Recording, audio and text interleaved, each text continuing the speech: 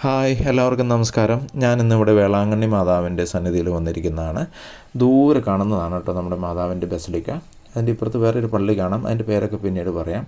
ഞാനിപ്പോൾ municipal bus സ്റ്റാൻഡിനോട് ചേർന്നുള്ളൊരു ഹോട്ടലിൻ്റെ 4ാം നിലയിൽ നിന്നാണ് ഈ വീഡിയോ എടുക്കുന്നത്.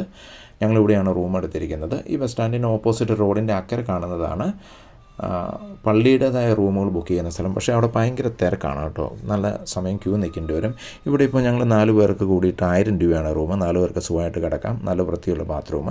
തൊട്ട് താഴെയാണെങ്കിൽ 1-2 ഹോട്ടലുകളുണ്ട്. വലിയ കുഴപ്പമില്ലാത്ത ഫുഡ്. ബസ് രാവിലെ വെളുപ്പിന് കൊണ്ടുവന്ന് നിർത്തിയൊരു പഴയ ഹോട്ടലിലായിരുന്നു. കുറേ സമയം വെയിറ്റ് ചെയ്ത് റൂം ബുക്ക് ചെയ്തു. റൂമിൽ ചെന്ന് ബാത്റൂമിൽ നിന്ന് കയറി ഫ്ലഷ് ചെയ്തപ്പോൾ ആ റൂമിൽ വരാൻ നിൽക്കാൻ പറ്റില്ലാത്ത രീതിയിലുള്ള ദുർഗന്ധം. അങ്ങനെ അതേ ഹോട്ടലിൽ തന്നെ 3 റൂമിൽ ഞങ്ങൾ കയറി. ഇതേ അവസ്ഥ തന്നെ. അങ്ങനെയാണ് ഒഴിവായി ഇവിടെ വന്നത്. ഒരു ഏജൻറ്റാണ് ഹോട്ടൽ കാണിച്ചു തന്നത്. കമ്മീഷൻ കൊടുക്കണമെന്ന് പറഞ്ഞു. കമ്മീഷനൊക്കെ ഹോട്ടലുകാരെ കൊടുത്തോളൂ, നമ്മൾ കൊടുക്കേണ്ട യാതൊരു കാര്യമില്ല. അപ്പോൾ നമ്മൾ വരുമ്പോൾ ഏറ്റവും ശ്രദ്ധിക്കേണ്ട കാര്യം നല്ല ഹോട്ടലുകൾ കയറി തന്നെ ബുക്ക് ചെയ്യുക, അല്ലെങ്കിൽ താമസം ഭയങ്കര ബുദ്ധിമുട്ടായിരിക്കും, റേറ്റ് കൂടുതലുമില്ല. ഇതാണ് കേട്ടോ നമ്മുടെ മാതാവിൻ്റെ ബസലിക്ക. അതിനോട് ചേർന്ന് ബാക്കിലാണ് ഒറിജിനൽ ആദ്യത്തെ ബസലിക്ക. നമുക്കിപ്പോൾ പള്ളിയിലേക്ക് പോകാം. നമ്മളിപ്പോൾ ബസലിക്കയുടെ നേരെ മുൻപിലാണ്. ബസലിക്കയുടെ വലതുവശത്ത് ആ റോഡിൻ്റെ എൻഡിലായിട്ട് കാണുന്നത് നടുത്തിട്ട് ചർച്ച്. 2010 പണി കഴിപ്പിച്ച് ഈ പള്ളിയുടെ കുദാശ ചെയ്തത്. ബസലിക്കയുടെ നേരെ ഓപ്പോസിറ്റ് കാണുന്ന ഈ വഴി ചെന്നെത്തുന്നത് അവർ ലേഡി ഓഫ് ടാങ് ചർച്ചിലേക്കാണ്.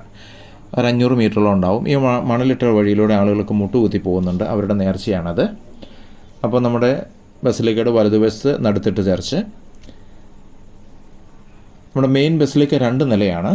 മുകളിലത്തെ നിലകളിലാണ് മലയാളം കുർബാനകൾ സാധാരണയായിട്ട് വൈകുന്നേരങ്ങളിൽ ചൊല്ലുന്നത്.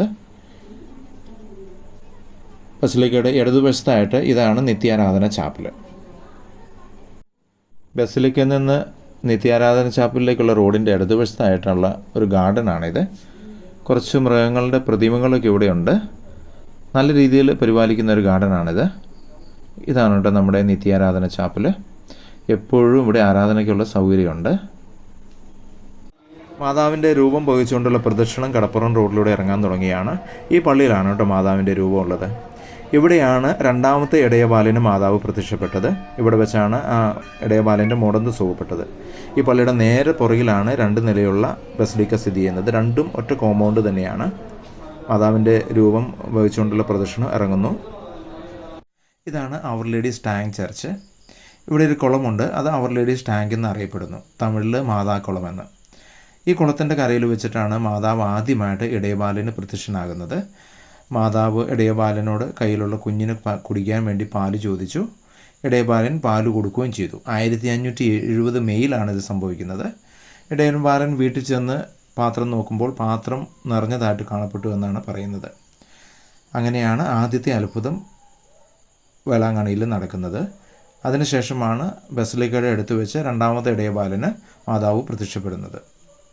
ഇവിടെ നമ്മുടെ വേളാങ്കണ്ണി തീർത്ഥാടനത്തിൻ്റെ വിശേഷങ്ങൾ ഇവിടെ തീരുകയാണ്. എല്ലാവർക്കും വളരെ നന്ദി.